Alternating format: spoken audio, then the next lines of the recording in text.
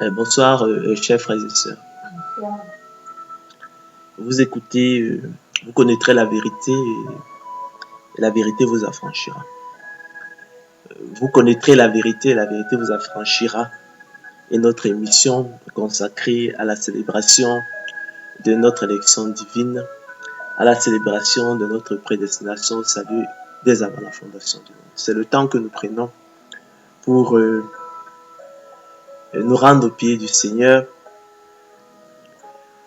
afin de lui exprimer notre gratitude et notre reconnaissance pour son amour ineffable, lui qui nous a mis à part dès avant la fondation du monde, qui nous a prédestinés au salut, en dépit du péché qui habite en nous et qui nous condamne tous, sans exception, selon qu'il est écrit. N'entre pas en jugement avec ton serviteur, car sur 1000 choses nous saurons répondre à une seule. N'entre pas en jugement avec ton serviteur, car aucun vivant n'est juste devant toi. Aussi, si nous disons que nous n'avons pas de péché, nous séduisons nous-mêmes, la vérité n'est point en nous. Si nous confessons nos péchés, tu es fidèle et juste pour nous les pardonner et pour nous purifier de toute iniquité. Si nous n'avons pas de péché, nous te faisons menteur et ta parole n'est point en nous. C'est pourquoi aussi le roi Salomon, dans Ecclésiaste 7:20, pouvait-il écrire, pouvait-il déclarer: non, il n'y a sur la terre point d'homme juste qui fasse le bien ne péche jamais. Il est donc important, chers frères et sœurs, qu'avec l'apôtre Paul, nous sentions notre misère, que nous reconnaissions misérable, et que nous accueillons cette bonne nouvelle, la bonne nouvelle d'élection, la grâce, la prédestination des yeux de Dieu, avec d'autant plus d'empressement que nous avons compris que sans elle, personne ne serait sauvé. Je ne me lasserai point de vous enseigner les mêmes choses, mais pour vous, cela est salutaire. Je ne dirai jamais assez, si vous parcourez les Écritures sans discerner les desseins d'élection de Dieu, si vous parcourez les Écritures sans discerner votre élection divine, croyez-moi, chers frères et sœurs, vous la parcourez en vain.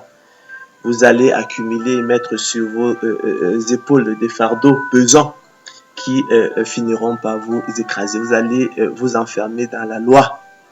Or, la loi, c'est pas la bonne nouvelle, la grâce de Dieu. La loi est une mauvaise nouvelle. C'est la très sainte parole de Dieu, mais c'est une mauvaise nouvelle. C'est le ministère de la mort, comme l'apôtre Paul l'appelle, le ministère de la condamnation. C'est le ministère de la malédiction. Nous ne perdrons donc pas notre temps dans le ministère de la mort, dans le ministère de la malédiction, dans le ministère de la condamnation. Mais nous avons à cœur de vous annoncer la bonne nouvelle de la grâce de Dieu. Le thème de la conférence de cet après-midi est donc intitulé, chers frères et sœurs, l'élection de la grâce et la persévérance des saints, les deux faces du plan de miséricorde divine.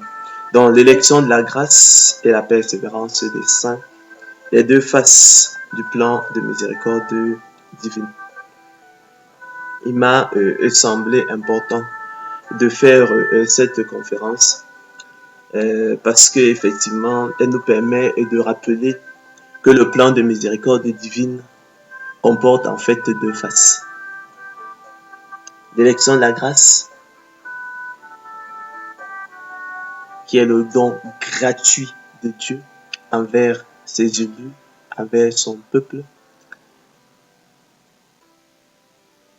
Et puis, lorsque l'on tourne la médaille, on a la persévérance des saints. Je rappelle que le mot persévérance signifie action de persévérer, qualité conduite d'une personne qui persévère. Et le verbe persévérer veut simplement dire continuer de faire, d'être ce qu'on a résolu par un acte de volonté renouvelé. En abordant donc ce sujet, nous avons donc à cœur effectivement d'élucider un ensemble de confusions qui peuvent effectivement naître lorsqu'effectivement on vous parle de l'élection de la grâce. Contrairement effectivement à la loi qui ne demande aucune explication et qui se comprend à l'aide d'une lecture littérale de l'écriture. L'élection de la grâce par contre qui nous parle en fait des profondeurs de Dieu, qui nous parle des choses de Dieu. ces choses que l'oreille n'a point entendues, ces choses que l'œil n'a point vues, que l'oreille n'a point entendues, elle les demande des explications, selon qu'il est écrit, selon qu'il est écrit, selon que le Seigneur le dit, je pense que ça doit être dans Jérémie, mes voix, ou dans Ésaïe. Mes voix ne sont pas vos voix, ni mes pensées, vos pensées. Autant les cieux sont élevés au-dessus de la terre, autant mes voix sont élevées au-dessus de vos voix et mes pensées au-dessus de vos pensées. C'est des choses folles hein, pour l'homme animal, hein, selon qu'il est écrit. L'homme animal ne reçoit pas les choses de l'Esprit de Dieu car elles sont une folie pour lui, il ne peut les connaître parce que c'est spirituellement qu'on en juge. Donc il est important de rappeler ces choses, de préciser ces choses pour qu'il n'y ait pas de confusion. Vous savez qu'il y a tellement d'objections qui sont faites à l'encontre des très saintes doctrines de l'élection, la grâce et la prédestination des élus de Dieu au salut. Il y a tellement d'objections que l'entendement humain formule pour retenir la vérité injustement captive.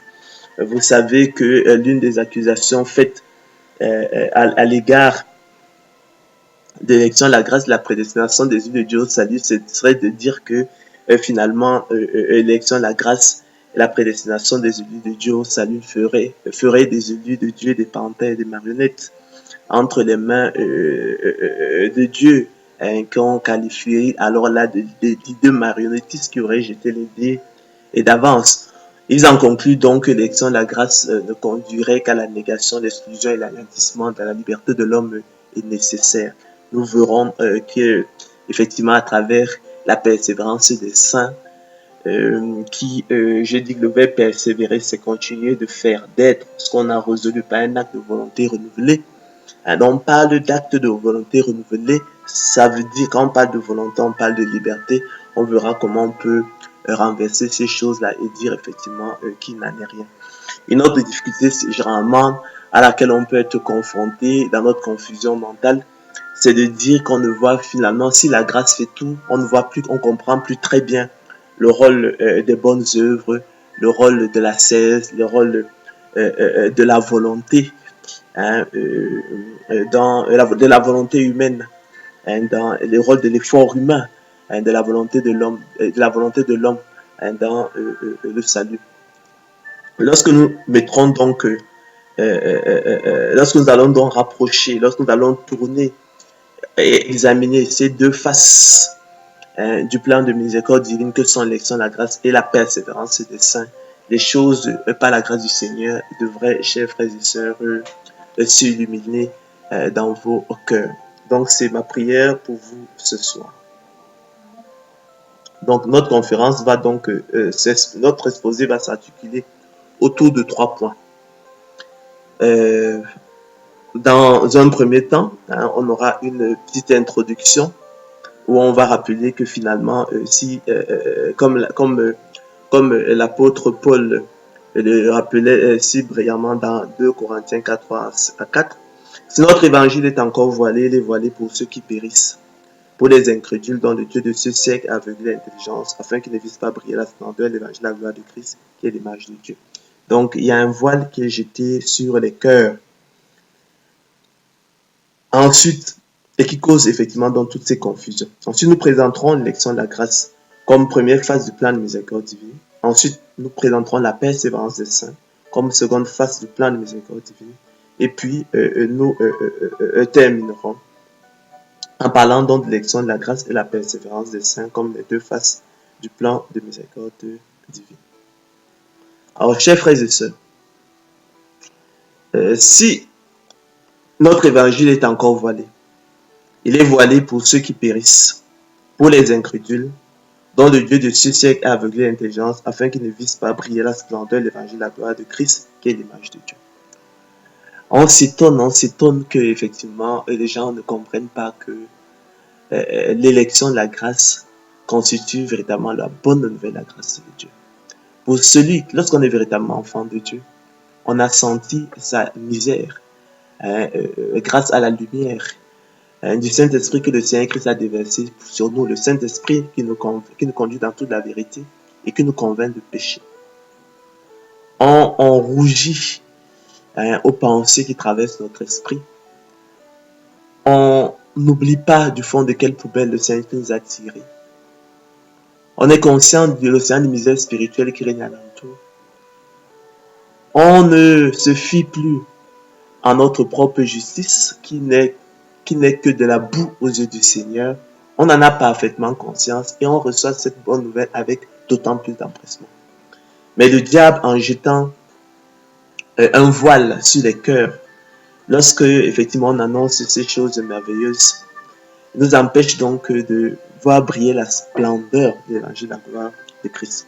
Ainsi, chers frères et sœurs, l'élection de la grâce, en proclamant le choix souverain de Dieu avant la fondation du monde, et son appel efficace, en proclamant les bonnes œuvres des élus de Dieu, leur foi, leur mérite imaginaire, absolument inutile dans le choix souverain de Dieu qui les précède, en proclamant le salut de Dieu par pure grâce divine sans les œuvres, en proclamant que les bonnes œuvres des élus de Dieu et leur foi n'entrent nullement en ligne de combat de choix souverain qui les précède, selon qu'il est écrit, le dessein d'élection de Dieu subsiste, sans dépendre des œuvres et par la seule volonté de celui qui appelle, est susceptible, chers frères et sœurs, de provoquer des problèmes de compréhension, de nature à susciter et à entretenir le doute et la réserve à son égard chez l'homme corrompu d'entendement. En effet, quelqu'un dira, si la grâce fait tout, quelle serait encore la place de l'effort humain, de l'ascèse et des bonnes œuvres dans le salut? De l'action, la grâce ne risquerait-elle pas d'enfermer les élus de Dieu dans de l'apathie complaisante? N'anéantirait-elle pas la loi par la foi? Ne ferait-elle pas des élus de Dieu des pantins et marionnettes entre les mains de Dieu, l'ideux marionnettistes qui auraient jeté les dés d'avance? Ne conduirait-elle pas à la négation, l'exclusion et l'anéantissement de la liberté et de la volonté de l'homme nécessaire? Pour toutes ces raisons, ne constituerait-elle pas un conte profane et absurde et par conséquent une hérésie à repousser?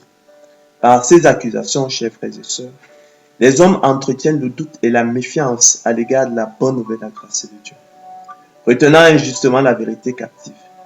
S'appuyant sur la tradition des hommes, chers frères et sœurs, sur les rudiments du monde, et non sur la parole de Christ, les apôtres de l'évangile de la gloire de l'homme font des proies, ils font des victimes par la philosophie et par une vaine tromperie. La bonne nouvelle élection de la grâce, chers frères et sœurs, en raison des confusions qu'elle peut susciter dans l'esprit humain corrompu d'entendement, est donc susceptible de constituer une pierre d'achoppement et un rocher de scandale. Mais en retournant la médaille, chers frères et sœurs, pour considérer la persévérance des saints, face méconnue du plan de miséricorde divine et qui atteste de la liberté de la volonté des élus de Dieu, nous renverserons ces objections et ces raisonnements qui s'effondreront alors comme un château de cartes et nous dévoilerons ainsi que la liberté de la volonté des élus de Dieu, prédestinés au salut dès avant la fondation du monde, selon le bon plaisir de la volonté de Dieu, se connaît sans preuve, par la seule espérance que nous en avons à travers la persévérance des saints qui au quotidien, comme l'apôtre Paul, soutiennent et combattent le bon combat de la foi et saisissent la vie éternelle à laquelle ils ont été appelés, selon qu'il est écrit, car c'est en espérance que nous sommes sauvés, écrit l'apôtre Paul. Car nous aussi, nous étions autrefois insensés, désobéissants, égarés, asservis à toute espèce de convoitise et de volupté, vivant dans la méchanceté et dans l'envie, dignes d'être haïs et nous haïssant les uns les autres. Mais lorsque la bonté de Dieu, notre Sauveur, et son amour pour les hommes ont été manifestés, il nous a sauvés, écrit l'apôtre Paul, non à cause des œuvres de justice que nous aurions faites, mais selon sa miséricorde, par le baptême de la régénération et le renouvellement du Saint-Esprit qu'il a répandu sur nous avec abondance par Jésus-Christ notre Sauveur, afin que, justifiés par sa grâce, nous devenions, en espérance, héritiers de la vie éternelle. Or, chers frères et sœurs, l'espérance qu'on voit n'est plus espérance. Ce qu'on voit, peut-on l'espérer encore? Mais si nous espérons ce que nous ne voyons pas, nous l'attendons avec persévérance, écrit-il, courage, endurance, détermination, fidélité, volonté, zèle, lutte, patience, ténacité, fermeté, constance, énergie, attachement, loin de l'abandon, de la désertion, de la capitulation, de la résignation, du laisser-aller, du relâchement, de la paresse, de la négligence, de l'insouciance, de l'infidélité, de la passivité, propre à l'apathie complaisante et au fatalisme. Ainsi, chers frères et sœurs, comme a pris soin de rappeler l'apôtre Paul, et contrairement à ce que s'imagine généralement et à tort l'esprit humain corrompu d'entendement, ce n'est pas que j'ai déjà remporté le prix ou que j'ai déjà atteint la perfection, mais je cours, écrit l'apôtre Paul dans son épître aux Philippiens, pour tâcher de saisir le Seigneur de gloire Jésus-Christ, puisque moi aussi j'ai été saisi par lui. Frère, écrit-il, je ne pense pas l'avoir saisi, mais je fais une chose, écrit-il, oubliant ce qui est en arrière et me portant vers ce qui est en avant, je cours vers le but pour remporter le prix de la vocation céleste de Dieu en Jésus-Christ. Ne savez-vous pas que ceux qui courent dans le stade courent tous, mais qu'un seul remporte le prix? Courez de manière à le remporter. Tous ceux qui combattent s'imposent toute espèce d'abstinence et le font pour obtenir une couronne corruptible. Mais nous, faisons-le pour une couronne incorruptible. Moi donc, je cours, non pas comme à l'aventure. Je frappe, non pas comme battant l'air, mais je traite durement mon corps et je le tiens assujetti de peur d'être moi-même rejeté après d'avoir prêché aux autres. Vous voyez les éléments de langage que l'apôtre utilise. Hein? Et on voit l'athlète qui est en mouvement. Voyez-vous, il est en mouvement, il court. Vous voyez qu'on n'est pas dans l'apathie, on n'est pas dans le relâchement, on n'est pas dans la fainéantise, on n'est pas dans le laisser-aller. Au contraire, on est dans le mouvement. On n'est donc pas dans l'apathie complaisante. On n'est pas dans le fatalisme non plus. On est dans des actes de volonté renouvelés. Donc, on voit par là que l'élection de la grâce ne débouche point sur la négation en fait de la liberté et de la volonté des élus de Dieu. Pour moi, poursuit-il, le moment de mon départ approche. J'ai combattu le bon combat. J'ai achevé la course. J'ai gardé la foi, écrit-il. Désormais, la couronne de justice m'est réservée. Le Seigneur, le juste juge, me la donnera dans ce jour. Et non seulement à moi, mais encore à tous ceux qui auront aimé son avènement. C'est pourquoi, mes bien-aimés et très chers frères, vous qui êtes ma joie et ma couronne, demeurez ainsi fermes dans le Seigneur, mes bien-aimés. Vous voyez par là, très clairement, ce que n'est pas l'élection de la grâce. Donc, toutes les accusations qui sont faites ou toutes les déformations que l'on peut en présenter. Hein? Parce qu'elle est, vous voyez aussi ce qu'elle n'est pas. Cette parole est certaine, poursuit-il, et je veux que tu affirmes ces choses, afin que ceux qui ont cru en Dieu s'appliquent à pratiquer de bonnes œuvres. Voilà ce qui est bon et utile aux hommes. Mais évite les discussions folles, les généalogies, les querelles, les disputes relatives à la loi, car elles sont vaines et inutiles. C'est pourquoi, frères, appliquez-vous d'autant plus à affermir votre vocation et votre élection, car en faisant cela, vous ne broncherez jamais. C'est ainsi en effet que l'entrée dans le royaume éternel de notre Seigneur et Sauveur Jésus-Christ vous sera pleinement accordée. Ainsi, mes bien-aimés, comme vous avez toujours obéi, travaillez à votre salut avec crainte et tremblement. Ne disons pas moins que cela. Non seulement comme à ma présence, mais bien encore maintenant que je suis absent. Car c'est Dieu qui produit en vous le vouloir et le faire selon son bon plaisir. Faites toutes choses sans murmure ni hésitation, afin que vous soyez irréprochables et purs, des enfants de Dieu, irrépréhensibles au milieu d'une génération perverse et corrompue, parmi laquelle vous brillez, comme des flambeaux dans le monde portant la parole de vie. Voilà pourquoi je prendrai soin, écrit l'apôtre Pierre, de vous rappeler ces choses, bien que vous les sachiez, et que vous soyez affermis dans la vérité présente. Et je regarde comme un devoir, aussi longtemps que je suis dans cette tente, de vous tenir en éveil par des avertissements. Car je sais que je la quitterai subitement, ainsi que notre Seigneur Jésus-Christ l'a fait connaître. Mais j'aurai soin qu'après mon départ, vous puissiez toujours vous souvenir de ces choses. Cette parole est certaine. Si nous persévérons, nous régnerons aussi avec lui. Si nous le régnons, lui aussi nous régnera. Si nous sommes infidèles, il demeure fidèle, car il ne peut se régner lui-même. Nous prendrons soin, chers frères et sœurs, de relever que l'élection de la grâce et la persévérance des saints constituent les deux phases du plan de miséricorde divine. Elles vont de pair Et l'erreur capitale à éviter absolument, chers frères et sœurs, consisterait à les dissocier en envisageant l'une sans l'autre. C'est le piège qui semble avoir emporté les apôtres de l'évangile, la gloire de l'homme, abusés par leur cœur orgueilleux et vaniteux, en quête de mérite même imaginaires. Alors, l'élection de la grâce, première phase du plan de miséricorde divine. Chers frères et sœurs, la parole de Dieu, on le dira jamais assez, est formelle et catégorique au sujet du plan de miséricorde divine. Elle n'entretient aucun doute sur la place de l'effort humain, des bonnes œuvres, de l'ascèse, de la volonté et de la foi des élus dans le choix souverain de Dieu qui les précède. Pour elle, chers frères et sœurs, et les bonnes œuvres des élus, et leur foi, et leur volonté, n'entrent l'unement en ligne de compte dans le choix souverain de Dieu qui les précède. Pour elle, chers frères et sœurs, et les bonnes œuvres des élus, et leur foi, et leur volonté sont absolument inutiles dans le choix souverain de Dieu qui les précède, selon qu'il est écrit. Le dessein d'élection de Dieu subsiste sans dépendre des œuvres et par la seule volonté de celui qui appelle. Le dessein d'élection de Dieu subsiste sans dépendre des œuvres et par la seule volonté de celui qui appelle. On dit la seule volonté de celui qui appelle. Ce n'est pas une volonté plurielle. Ce n'est pas une volonté partagée. C'est la seule volonté de Dieu. Dieu nous a sauvés.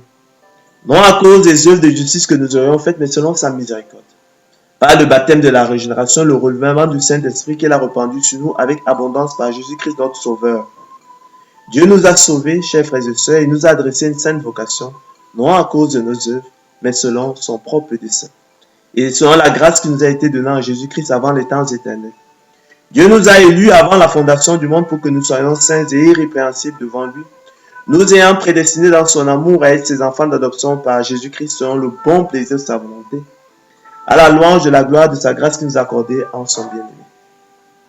Nous sommes devenus héritiers ayant été prédestinés suivant la résolution de celui qui opère toutes choses après le conseil de sa volonté. Et nous savons du reste, chers frères et sœurs, que toutes choses concourent au bien de ceux qui aiment Dieu, de ceux qui sont appelés selon son dessein. Car ceux qu'il a connus d'avance, il les a aussi prédestinés à être semblables à l'image de son Fils, afin que son Fils fût le premier-né entre plusieurs frères. Et ceux qu'il a prédestinés, il les a aussi appelés. Et ceux qu'il a appelés, il les a aussi justifiés. Et ceux qu'il a justifiés, il les a aussi glorifiés. Vous voyez que c'est le même groupe de personnes qu'il a connu d'avance, qu'il a aimé d'avance, qu'il a prédestiné, qu'il a appelé, qu'il a justifié, a glorifié, à savoir les élus de Dieu et personne d'autre. Que dirons-nous donc à l'égard de ces choses, écrit l'apôtre Paul? Si Dieu est pour nous, qui sera contre nous?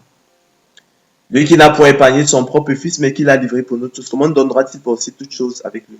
Qui accusera les élus de Dieu? Qui accusera les élus de Dieu? Ce n'est pas une invention. C'est Dieu qui justifie, qui les condamnera. Christ est mort, bien plus, il est ressuscité, il est à la droite de Dieu, il intercède pour nous. Qui nous séparera de l'amour de Christ? Sera-ce la tribulation, ou l'angoisse, ou la persécution, ou la faim, ou la nudité, ou le péril, ou l'épée? Selon qu'il est écrit, c'est à cause de toi qu'on nous met à mort tout le jour, qu'on nous regarde comme des brebis destinées à la boucherie. Mais dans toutes ces choses, nous sommes plus que vainqueurs par celui qui nous a aimés.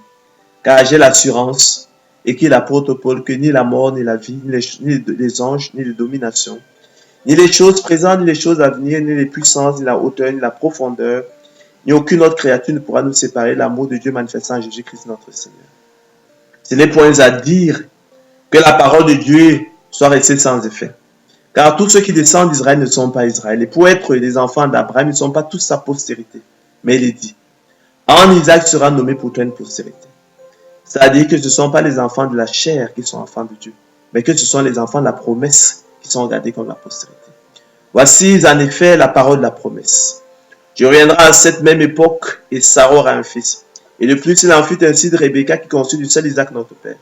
Car quoique les enfants ne fussent pas encore nés et qu'ils ne se fait ni bien ni mal, afin que le dessein d'élection de Dieu subsistât sans dépendre des œuvres et par la seule volonté de celui qui appelle, il fut dit à Rebecca, l'aîné sera assujetti au plus jeune selon qu'il est écrit.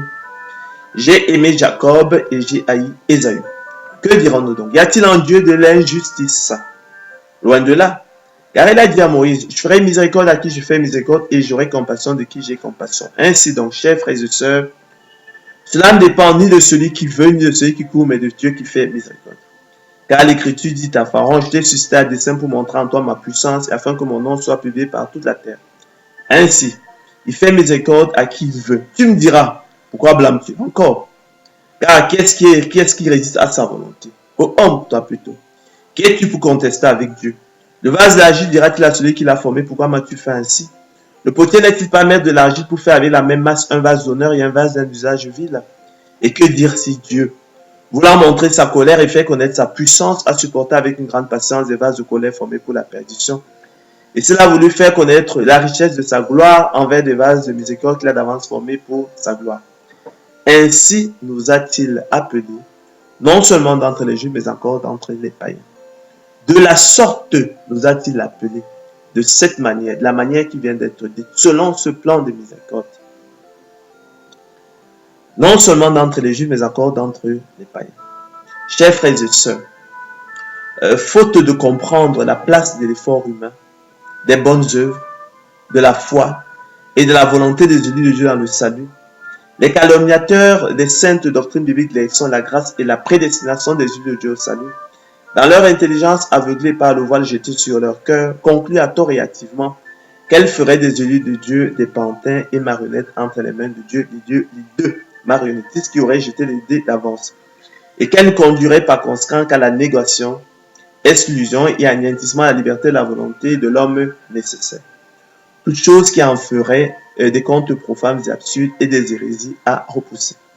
En retournant la médaille, pour considérer la persévérance des saints, face méconnue du plan de miséricorde divine, et qui atteste de la liberté et de la volonté des élus de Dieu, prédestinés au salut dès avant la fondation du monde, selon le bon plaisir de la volonté de Dieu, nous ôterons, chers frères et sœurs, tout voile jeté sur les cœurs pour semer et entretenir cette odieuse confusion, et ce doute luciférien qui maintient injustement la vérité captive.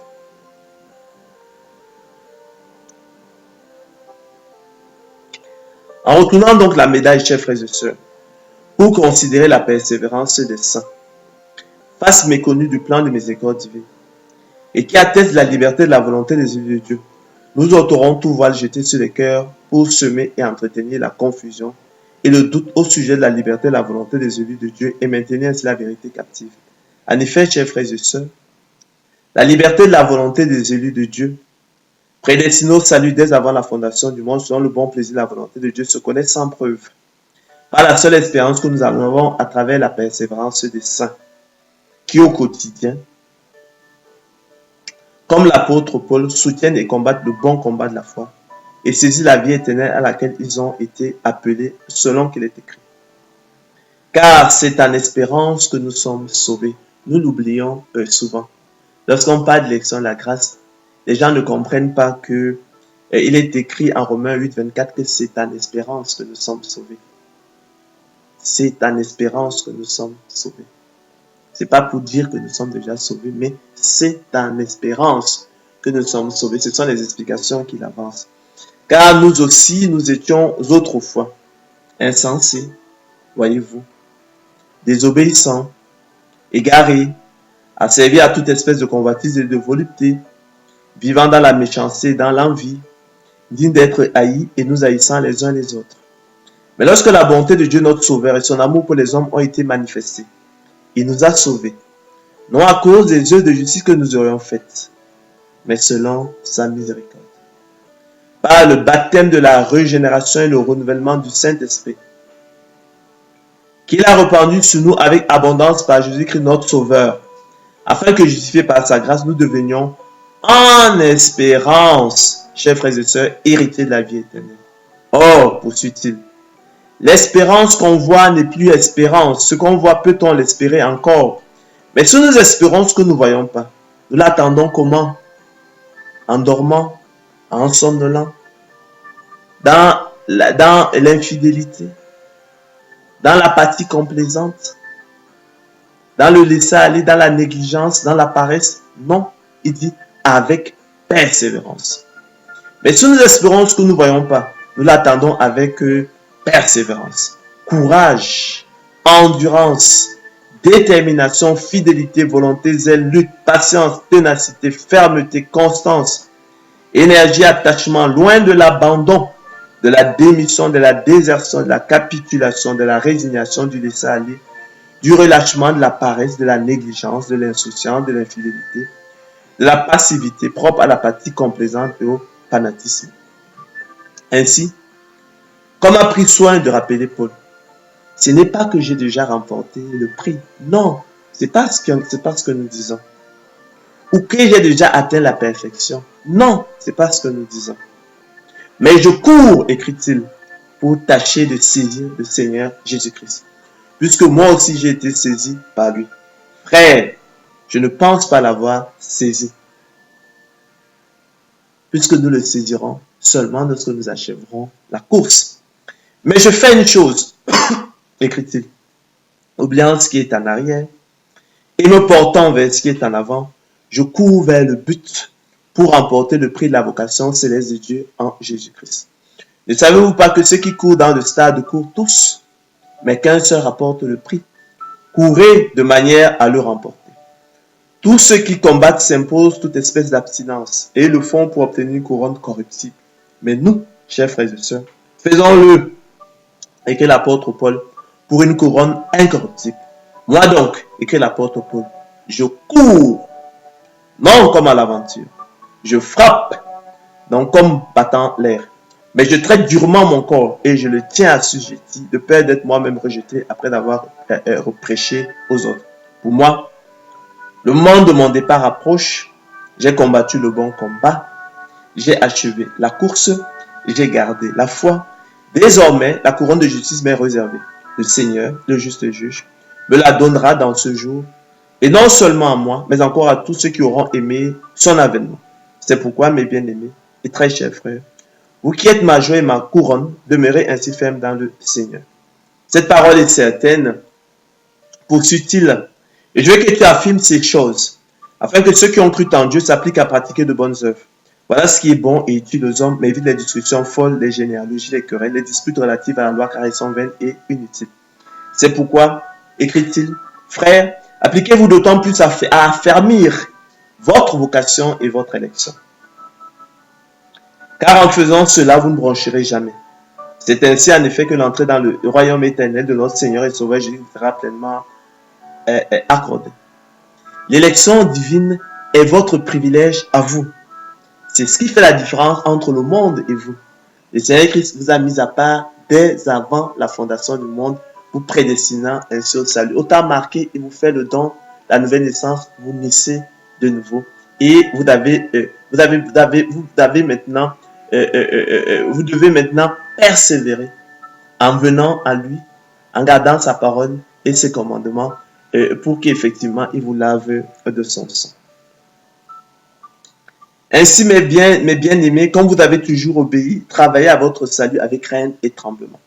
Non seulement comme en ma présence, mais bien plus encore maintenant que je suis absent. Car c'est Dieu qui produit en vous le vouloir et le faire selon son bon plaisir. Faites toutes choses sans murmure ni hésitation, afin que vous soyez irréprochables et purs, des enfants de Dieu irrépréhensibles au milieu d'une génération perverse et corrompue, parmi laquelle vous brillez comme des flambeaux dans le monde portant la parole de vie. Voilà pourquoi je prendrai soin de vous rappeler ces choses. Et je regarde comme un devoir aussi longtemps que je suis dans cette tente de vous tenir en éveil par des avertissements.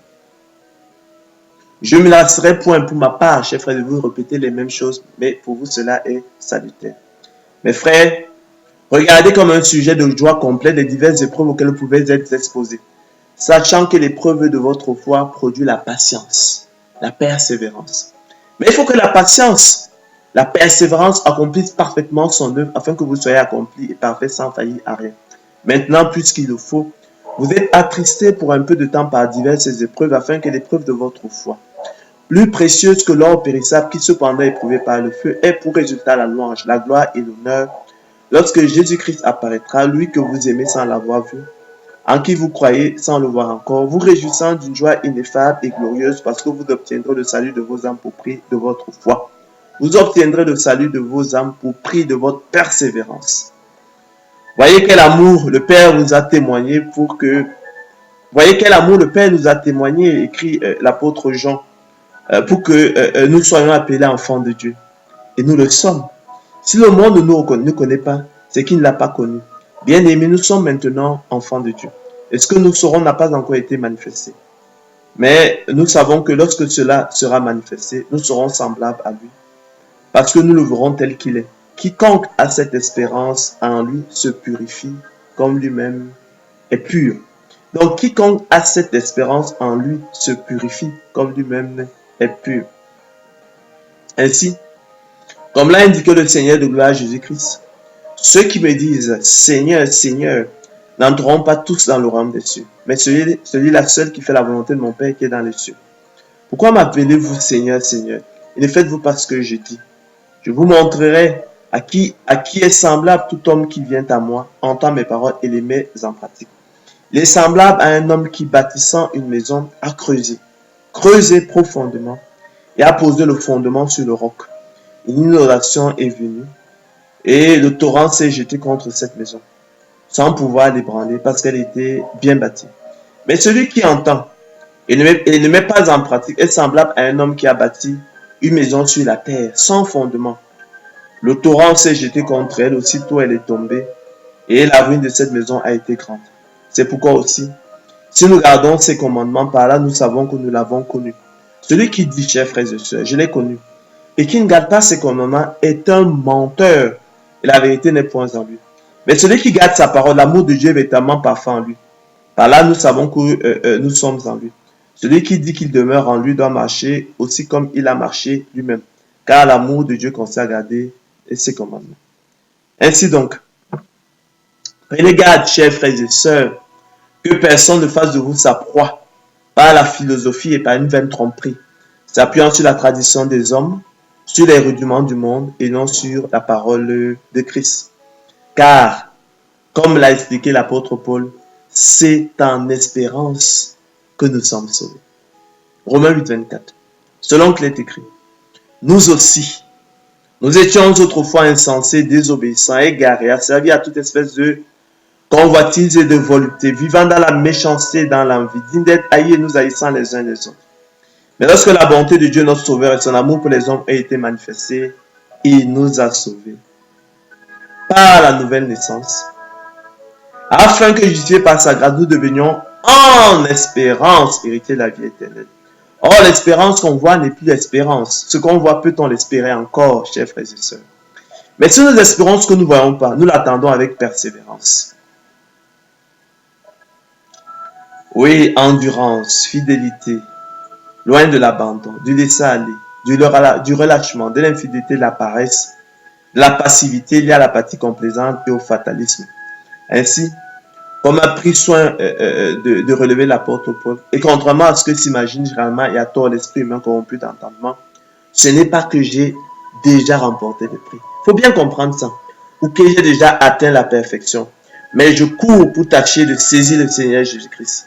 Puisque moi aussi j'ai été saisi par lui. Frère, je ne pense pas l'avoir saisi, écrit l'apôtre Paul, mais je fais une chose, oubliant ce qui est en arrière et me portant vers ce qui est en avant, je cours vers le but pour remporter le prix de la vocation céleste de Dieu en Jésus-Christ. Ne savez-vous pas que ceux qui courent dans le stade courent tous, mais qu'un seul remporte le prix? Courez de manière à le remporter. Tous ceux qui combattent s'imposent de toute espèce d'abstinence et le font pour une couronne corruptible. Mais nous, faisons-le, élus de Dieu, pour une couronne incorruptible. Moi donc, je cours, non comme à l'aventure. Je frappe, non comme battant l'air, mais je traite durement mon corps et je le tiens assujetti de peur d'être moi-même rejeté après d'avoir prêché aux autres. Pour moi, écrit l'apôtre Paul, au moment de mon départ est proche, j'ai combattu le bon combat, j'ai achevé la course, dit-il, j'ai gardé la foi. Désormais, la couronne de justice m'est réservée. Le Seigneur, le juste juge, me la donnera dans ce jour-là, et non seulement à moi, mais encore à ceux qui auront aimé son avènement. Demeurez ainsi ferme dans le Seigneur, conclura-t-il. Ainsi, chers frères et sœurs, le plan de miséricorde divine, médaille à deux faces, de par la persévérance des saints qu'elle implique, loin d'enfermer les élus de Dieu dans l'apathie complaisante, d'anéantir la loi par la foi et de déboucher sur la négation, l'exclusion et l'anéantissement à la liberté de la volonté des élus de Dieu est plutôt libératrice et source de liberté. L'homme étant d'autant plus libre qu'il est au-dessus des passions. L'homme étant d'autant plus libre qu'il est soumis au Très-Haut. C'est un merveilleux acte d'amour sans lequel personne ne serait sauvé. Il comporte et l'élection, la grâce et la persévérance des saints. Il comporte et le choix souverain de Dieu dès avant la fondation du monde et la persévérance des saints. Ce sont là, chers frères et sœurs, les deux faces d'une même médaille que l'on ne saurait dissocier. L'élection, la grâce, chers frères et sœurs, et la persévérance des saints constituent les deux faces du plan de miséricorde divine. Elles vont de pair. Et l'erreur capitale à éviter absolument, chers frères et sœurs, consisterait à les dissocier, en envisageant l'une sans l'autre. C'est le piège qui semble avoir emporté les apôtres de l'évangile, la gloire de l'homme, abusés par leur cœur orgueilleux et vaniteux, en quête de mérite même imaginaires. Ainsi, bien que la grâce fasse tout, chers frères et sœurs, je comprends parfois votre embarras. Nous tous nous sommes passés par ces questions-là. Mais si je suis élu de Dieu, s'il est certain que je vais être sauvé, que me reste-t-il donc encore à faire? Oui, ainsi, bien que la grâce fasse tout, la place de l'effort humain et des bonnes œuvres dans le salut des élus de Dieu est décisive et capitale. Bien que n'ayant aucun mérite dans leur salut, la responsabilité, le rôle des élus de Dieu dans le salut est décisif et capital. Autrement, ils apparaîtraient comme des pantins et des marionnettes, accréditant ainsi les calomnies des armures. Gloire soit à Dieu, tel n'est pas le cas, car c'est en espérance que nous sommes sauvés, chers frères et sœurs, selon qu'il est écrit. Car nous aussi, nous étions autrefois insensés, désobéissants, égarés, asservis à toute espèce de convoitise et de volupté, vivant dans la méchanceté et dans l'envie, dignes d'être haïs et nous haïssant les uns des autres. Mais lorsque la bonté de Dieu, notre Sauveur, et son amour pour les hommes ont été manifestés, il nous a sauvés, écrit l'apôtre Paul. Non à cause des œuvres de justice que nous avons faites, mais selon sa miséricorde. Par le baptême de la régénération et le renouvellement du Saint-Esprit qu'il a répandu sur nous avec abondance par Jésus-Christ notre Sauveur. Afin que, justifiés par sa grâce, nous devenions, en espérance, chers frères et sœurs, héritiers de la vie éternelle. Or, l'espérance qu'on voit n'est plus l'espérance, chers frères et sœurs. Ce qu'on voit, peut-on l'espérer encore? Mais si nous espérons ce que nous ne voyons pas, nous l'attendons avec persévérance. Romains 8, 24, 25. Courage, endurance, détermination, volonté, ténacité, constance, énergie, loin de l'abandon, de la démission, de la négligence, du relâchement, du laisser-aller, de la résignation, de la paresse, de l'insouciance, de l'infidélité, de la passivité, propre à l'apathie complaisante et au fanatisme. Ainsi, comme l'a écrit l'apôtre Paul, ce n'est pas que j'ai déjà remporté le prix, non, ou que j'ai déjà atteint la perfection, c'est pas ce que nous disons. Mais je cours, mais tu dois courir pour tâcher de saisir le Seigneur Jésus-Christ, puisque lui aussi, puisque toi aussi, tu as été saisi par lui. Dans le cadre de l'élection de la grâce, lui qui t'a mis à part.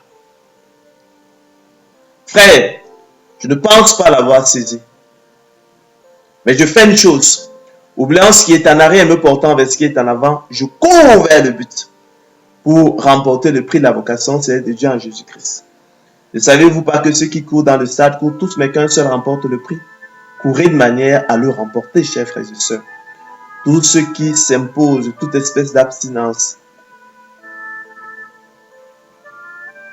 tous ceux qui combattent s'imposent toute espèce d'abstinence et le font pour une couronne corruptible. Mais nous, faisons-le, chers frères et sœurs, pour une couronne incorruptible. Moi donc, écrit l'apôtre Paul, je cours, je ne dors pas, je ne sombre pas dans la paresse, je ne sombre pas dans la négligence, je ne sombre pas dans le laisser-aller, dans l'infidélité. Mais je cours, non comme à l'aventure, je frappe, non comme battant l'air, mais je traite durement mon corps et je tiens à assujetti de peur d'être rejeté, d'être moi-même rejeté après d'avoir prêché aux autres.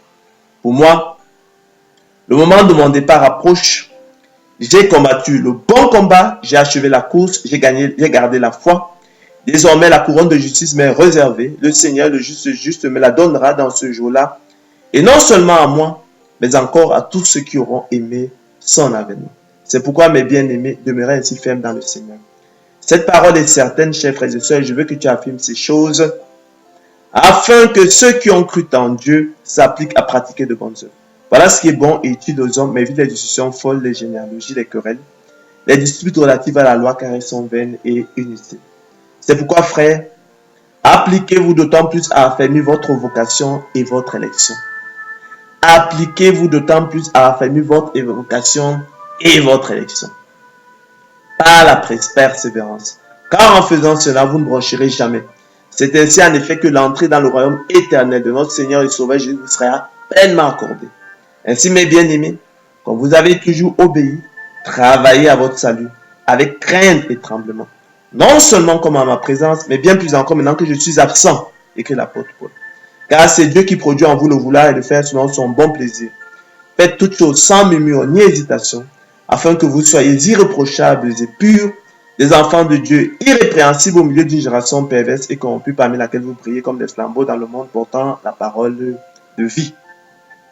Selon qu'il est écrit, recherchez la sanctification sans laquelle personne ne verra le Seigneur.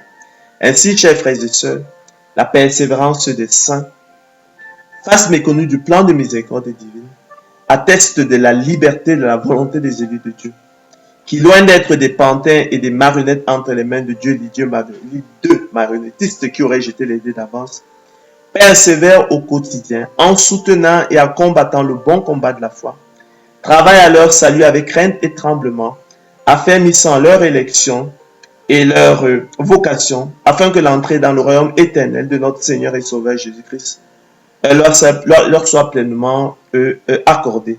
Car, chers frères et sœurs, c'est en espérance que nous sommes sauvés.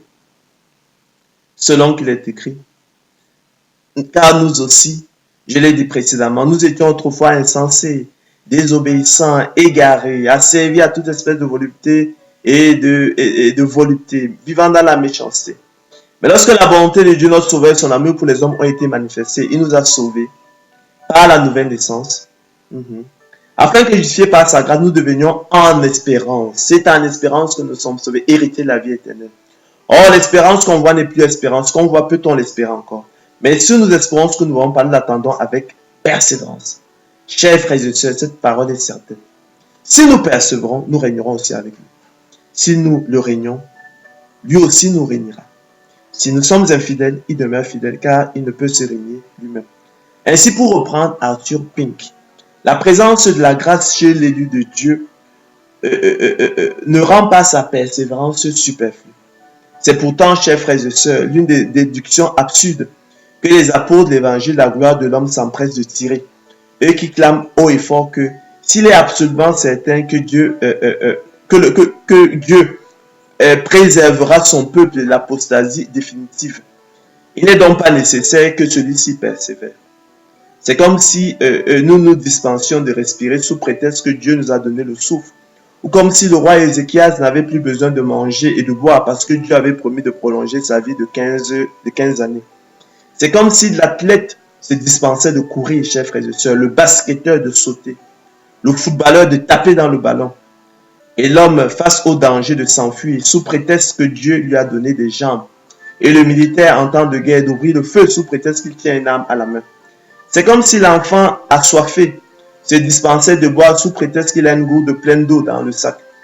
Chaque fois que Dieu accorde sa grâce souveraine, chers frères et sœurs, il l'accompagne d'un esprit de sagesse qui évite à l'homme régénéré de raisonner de façon absurde. Notre élection divine, chers frères et sœurs, ne supprime pas notre responsabilité, mais nous rend aptes à l'assumer. Elle ne supprime pas nos devoirs, mais nous équipe pour nous en acquitter. Le don de la foi est un acquis d'élection de la grâce et le privilège des seuls élus de Dieu, tandis que la venue au Seigneur de gloire Jésus-Christ procède de la persévérance des saints et de la responsabilité des élus de Dieu. Entendu que sans don de la foi, nul ne viendrait au Seigneur Jésus-Christ selon qu'il est écrit. L'homme animal ne reçoit pas les choses de l'Esprit de Dieu, car elles sont une folie pour lui et ne peut les connaître parce que c'est spirituellement que l'on en juge. Nous sommes donc, chers frères et sœurs, parvenus au terme de notre conférence. Je ne me lasserai point, chers frères et sœurs, de vous annoncer les mêmes choses, mais croyez-moi, pour vous, cela est salutaire. Nous avons donc vu, à l'aide effectivement d'élection de la grâce et de la persévérance des saints. Ces deux faces du plan de miséricorde divine, que l'élection de la grâce ne débouchait, ne faisait point des élus de Dieu des pantins, ni des marionnettes, et qu'elle ne débouchait donc point sur la négation et l'anéantissement de la liberté des élus de Dieu. Nous avons vu que c'était des fausses accusations. Nous avons vu comment l'apôtre Paul persévérait. Il utilise l'image de l'athlète qui court. On le voit multiplier des actes de volonté renouvelés. Hein? On dira donc que la liberté de la volonté des élus de Dieu se connaît sans preuve, pas la seule espérance que nous en avons à travers la persévérance. Hein? À travers la persévérance des saints. Que l'honneur, la gloire reviennent au Seigneur de jouer à Jésus-Christ seul. Ma prière pour vous encore ce soir, c'est qu'il lui plaise d'illuminer les yeux de votre cœur et de votre entendement. Qu'il nous donne de l'intelligence pour toujours trouver effectivement des mots justes, des belles images effectivement pour que vous puissiez vous saisir de votre élection divine, ce qui sera le couronnement du don de la foi. Bonne soirée et à la prochaine. Merci.